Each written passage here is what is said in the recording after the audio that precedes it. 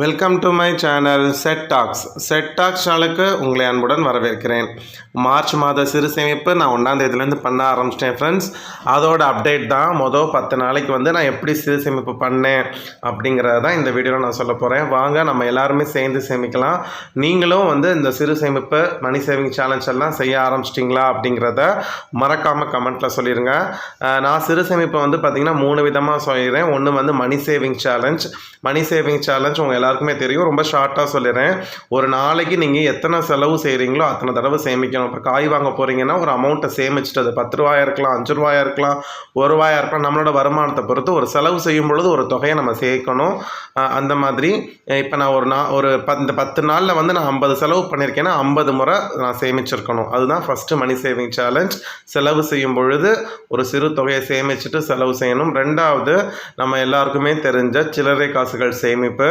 அதுக்கப்புறம் new currency, அதாவது புதிய ரூபாய் நோட்டுகள் ஏதாவது இருந்துச்சுன்னா அதை சேமிக்கிறது. இப்போ நமக்கு வந்து சில்லறை மாத்திரப்ப எல்லா நோட்டுமே புது நோட்டை கிடச்சிச்சின்னா நம்ம எல்லாத்தையுமே சேமிக்க முடியாது. ஏதாவது ஒரு நோட்டை நம்ம சேமிக்கலாம், ஏன்னா அப்புறம் செலவு பண்ணுறதுக்கு காசு இருக்காது. புது நோட் சேர்க்கறது, இந்த மாதிரி 3 விதமான சிறு சேமிப்பு பண்ணிகிட்ருக்கேன். இப்போ வாங்க மொதல் 10 நாளைக்கு நான் என்னென்ன சிறு சேமிப்பு எவ்வளோ பண்ணேங்கிறத பார்க்கலாம். ஃபஸ்ட்டு வந்து பார்த்திங்கன்னா நான் வந்து மணி சேவிங்ஸ் சேலஞ்ச் எக்ஸ்பிளைன் பண்ணிடுறேன்.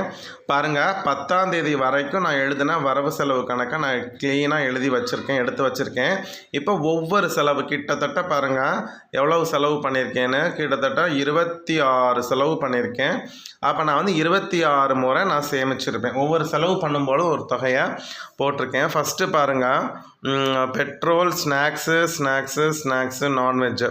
ஸோ மொதல் ஒரு 5 செலவு பண்ணேன். ஓகேவா? இந்த மொதல் 5 செலவுக்கு பண்ணும்பொழுது, ஒவ்வொரு செலவு பண்ணும் பொழுதும் ஒரு பர்டிகுலர் தொகையை வந்து நான் சேமித்தேன். ஆக்சுவலாக பார்த்தீங்கன்னா நான் வந்து சில சமயம் 10 ரூபாய் 20 ரூபா சேமிச்சிருப்பேன். மொத்தமாக சில்லறையாக மாற்றி வருவேன். அப்போ பாருங்கள், இந்த மொதல் 5 செலவுக்கு வந்து நான் ஒவ்வொரு முறையும் நான் சேமித்த தொகை எவ்வளவு அப்படிங்கிறத இப்போ நான் சொல்ல போகிறேன். அடுத்து வந்து இந்த மாதிரி புள்ளி வச்சுருக்கிறது எல்லாமே வந்து பார்த்திங்கன்னா என்னோடய சேவிங்ஸ்லேருந்து எடுத்து பண்ணது, பட்ஜெட் அமௌண்ட்லேருந்து பண்ணலை. அந்த மொதல் 5 செலவுக்கு வந்து பார்த்திங்கன்னா நான் சேமித்த தொகை அப்படின்னு பார்த்திங்கன்னா 100 ரூபா. அதாவது கிட்டத்தட்ட பெட்ரோலுக்கு வந்து ஒரு 50 ரூபா எடுத்து வச்சேன் செலவு பண்ணும் பொழுது. மிச்சம் 4 செலவுக்கு வந்து பார்த்திங்கன்னா 20 ரூபா 10 ரூபா அப்படின்னு கொஞ்சம் கொஞ்சமாக கணக்கு பண்ணி 100 ரூபா இருந்துச்சு. அதை வந்து சில்லறை செலவுக்கு வேணும்னு சொல்லிட்டு ஒரு புது 100 ரூபா நோட்டு இருந்துச்சு. அதை 100 ரூபா அந்த சில்லறை செலவுக்கு வச்சுட்டு இந்த 100 ரூபா நோட்டை சேமிச்சிட்டேன் மொதல் 5 செலவுக்கு. அதுக்கப்புறம் வந்து பார்த்திங்கன்னா ஃப்ரூட்ஸ் வந்து அவங்க ஒய்ஃப் தான் கொடுத்தாங்க அவங்களோட சேவிங்ஸ்லேருந்து. அதுக்கப்புறம் வந்து அதனால் இருந்தாலுமே என்ன செலவு பண்ணோங்கிறதுக்காக எழுதிட்டேன். அதுக்கப்புறம் கிராசரி, உங்களுக்கே தெரியும், கிராசரி வந்து இந்த மாதம் எல்லா அமௌண்ட்டும் கரைஞ்சிருச்சுன்னு ஒரு 50 ரூபா மட்டும் எடுத்து வச்சுருந்தேன் உண்டியலில் போடணும் அப்படிங்கிறதுக்காக. 3500 ரூபாயில் 3450 ரூபா கிட்டத்தட்ட ஆகிடுச்சு. ஸோ அந்த 50 ரூபாயை இதில் இப்போ நான் உண்டியலில் போட்டுறேன். அதுக்கப்புறம் பாருங்கள், hair cut, stationery, veggies, petrol, ஸ்நாக்ஸ்ன்னு அடுத்து சேர்க்க ஆரம்பிச்சிருக்கேன். இப்போ வந்து ஸ்டேஷ்னரிஸ்லாம் வந்து பார்த்திங்கன்னா எங்களோட எமர்ஜென்சி அந்த ஃபண்டிலேருந்து தான் எடுத்து செலவு பண்ணேன். ஏன்னா அது பட்ஜெட்டில் எதுக்குமே ஒதுக்கலை. கொஞ்சம் எக்ஸ்ட்ரா வாங்குற மாதிரி இருந்துச்சு, அதனால் கொஞ்சம் சேவிங்ஸில் கை வச்ச மாதிரி இருந்துச்சு. அதுக்கப்புறம் veggies, petrol, snacks, shaving snacks, அந்த மாதிரி பாருங்கள் எடுத்து வச்சேன். ஸோ அப்போல்லாம் குட்டி குட்டி தொகையாக 10 ரூபா 5 ரூபா 10 ரூபா 5 ரூபான்னு இந்த 10 செலவுக்காக எடுத்து வச்சது பார்த்திங்கன்னா கிட்டத்தட்ட 100 ரூபா இருந்துச்சு. அதை அப்படியே சில்லறையை செலவுக்கு வச்சுட்டு 2 50 ரூபா நோட்டை அப்படியே போட்டு விட்டேன். புதுசாக இருந்துச்சு. அதுக்கப்புறம் 2 ஸ்நாக்ஸ் செலவு பண்ணதுக்கு வந்து பார்த்திங்கன்னா 10 ரூபா 20 ரூபா போட்டேன். அதுக்கப்புறம் அடுத்த 2 ஸ்நாக்ஸ் செலவு பண்ணதுக்கு ஒரு 10 ரூபா 20 ரூபா போட்டுட்டேன். அதுக்கப்புறம் பாருங்கள் நான்வெஜ்ஜு, அதுக்கப்புறம் கொஞ்சம் காய்கறி வாங்கினது. இதில் வந்து பார்த்திங்கன்னா கொஞ்சம் சேமித்தது அப்படின்னு பார்த்திங்கன்னா ஒரு 10 ரூபா. நான்வெஜ்ஜுக்கு ஒரு 10 ரூபா, வெஜ்ஜுக்கு ஒரு 10 ரூபா நான் வந்து எடுத்து வச்சுருந்தேன் அந்த செலவு பண்ணுறப்ப. அதை போட்டாச்சு. அப்புறம் வந்து காஃபி, டீ இடையில ஒரு 2 நாள் நான் வெளியில் குடித்தேன். அதுக்கப்புறம் கிராசரி, இந்த சன்ரைஸ் பாக்கெட் வாங்கின மாதிரி இருந்துச்சு. அதுக்கப்புறம் மெடிசின்ஸ்.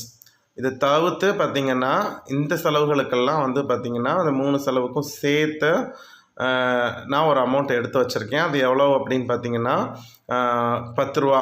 அதாவது 10 ரூபா ஒரு செலவுக்கு 10 ரூபா. 3 செலவுக்கு 30 ரூபா எடுத்து வச்சுட்டேன். இந்த ஹோட்டல் செலவு எல்லாமே நான் ஆல்ரெடி சொன்ன மாதிரி நான் செலவு பண்ணல, அவங்க சேவிங்ஸ்லேருந்து கொடுத்துட்டாங்க.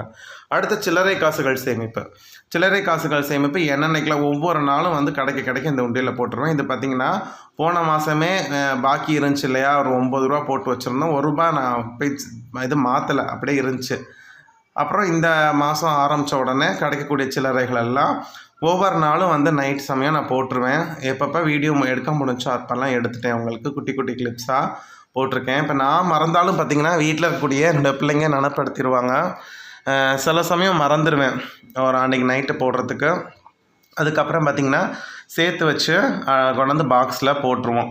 கிட்டத்தட்ட இதை டெய்லி பண்ணலாம். இதை வந்து ஒரு அழகாக ஒரு நைஸ் ஈவினிங்லாம் வேலை முடிஞ்சு வந்ததுக்கப்புறம் குளிச்சுட்டு பசங்களோட உட்காந்து பேசுகிறப்ப இது வந்து ஒரு ரொட்டீனாக செய்யலாம். பசங்க கையில் கொடுத்து நம்ம என்ன செய்யலாம், காயின்ஸ்லாம் தனித்தனியாக போடணும். இப்போ அவங்களுக்கே பிடிக்க ஆரம்பிச்சிருச்சு இந்த மாதிரி காயின்ஸ் சேவ் பண்ணுறது. இந்த காயின்ஸ் மூலமாக பார்த்திங்கன்னா எனக்கு எப்படியும் மாதம் 300 ரூபாயாவது வந்துடுது. 250 ரூபா 300 ரூபா வந்துடுது. அதனால் இந்த காசை கூட நம்ம விடக்கூடாது. இப்படி தான் நான் போன வருஷம்லாம் சேமித்து கிட்டத்தட்ட 6000 ரூபாய் கிட்ட சேமித்தேன். உங்களுக்கு தெரியும், சிறு சேமிப்பு மூலமாக.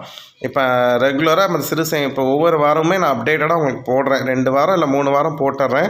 அதுக்கப்புறம் லாஸ்ட் வாரம் எவ்வளோ இருந்துச்சுன்னு இந்த கேஷ் ஸ்டஃபிங் வீடியோவாக நான் போட்டுட்ருக்கேன். நீங்களுமே பண்ணுங்கள். ஒவ்வொரு வாரமும் சிறு சேமிப்பு பண்ணுங்கள். சேமிப்பு நம்மளோட பழக்கமாகவே மாறிடும்.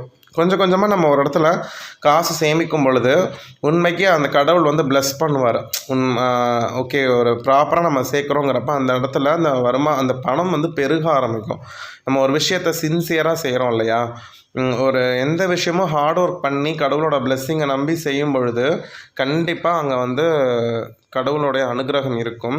நீங்கள் சிறு சேமிப்பாக இருக்கட்டும், பெரிய பெரிய சேமிப்புகள் பண்ணாலும் சரி, கடவுள் மேலே நம்ம நம்பிக்கை வைப்போம்.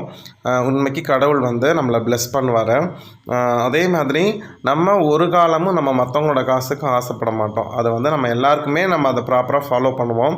அதனால் நமக்கான அமௌண்ட்டை நம்ம ப்ராப்பராக நம்ம சேர்ப்போம். மற்றவங்களோட காசு எனக்கு எதுவும் வேணாம், அதே மாதிரி என்னோடய காசும் மற்றவங்ககிட்ட எக்ஸ்ட்ராவாக இருக்கக்கூடாது. அந்த மாதிரி பிரின்சிபலோடு நம்ம இருப்போம்னா அப்படி தான். உண்மைக்கு வந்து என்னோடய காசு தேவையில்லாமல் மற்றவங்ககிட்ட இருக்கிறதையும் நான் விரும்ப மாட்டேன். அதே மாதிரி நானும் யார்கிட்டையும் போய் கேட்க மாட்டேன். ஓகே, நமக்கு கிடைக்கிறது போதும். அதை நம்ம ப்ராப்பராக சேமித்தாலே நமக்கு வந்து தேவையானது கண்டிப்பாக இருக்கும். ஏன்னா ஒவ்வொரு மனுஷனுக்கும் தேவையானதை கடவுள் கொடுப்பாரு அப்படின்னு எனக்கு நம்பிக்கை இருக்குது. நேற்று என்னோடய ஃபினான்ஷியல் பிரின்சிபல்ஸ் பற்றி வீடியோ போட்டிருந்தேன். நிறைய பேர் அதுக்கு வந்து நிறைய லைக்ஸ் பண்ணியிருந்தீங்க. அடுத்து வந்து பார்த்திங்கன்னா இந்த டைரியிலே நான் நியூ கரன்சி சேர்த்து வைப்பேன். இந்த 10 நாள் எனக்கு ஒரே ஒரு 200 ரூபா நோட்டு கிடச்சிச்சு பாருங்கள். பட் ஆனால் இந்த 200 ரூபாயை நான் எடுத்து வச்சுட்டேன். ஆனால் இந்த 200 ரூபாய்க்கு செலவு வந்து நான் காம்பன்சேட் பண்ணணும். ஃபஸ்ட்டு எடுக்க வேணாம், நம்ம எல்லா புது நோட்டையும் நம்ம எடுத்துட்டோம் அப்படின்னா அப்புறம் நமக்கு செலவு பண்ணுறதுக்கு காசு இருக்காது. சரி வேணாம், ஒரு 200 ரூபாயை அதை எடுத்து வைப்போம் அப்படின்னு சொல்லி எடுத்து வச்சுருக்கேன். ஏதோ எமர்ஜென்சி இந்த அதர் செலவுலேருந்து பண்ணுறப்ப இந்த நோட்டு கிடச்சிச்சு, சரி பார்த்துக்கலான்னு எடுத்து வச்சுருக்கேன். செலவு வந்துடக்கூடாது. ஸோ இதுதான் இந்த வாரம் நான் பண்ண சிறு சேமிப்பு. இந்த வீடியோ பற்றின கமெண்ட்டை மறக்காமல் கமெண்ட் பாக்ஸில் சொல்லுங்கள். அடுத்த வீடியோவில் உங்கள் எல்லாரையும் பார்க்குறேன். Bye friends.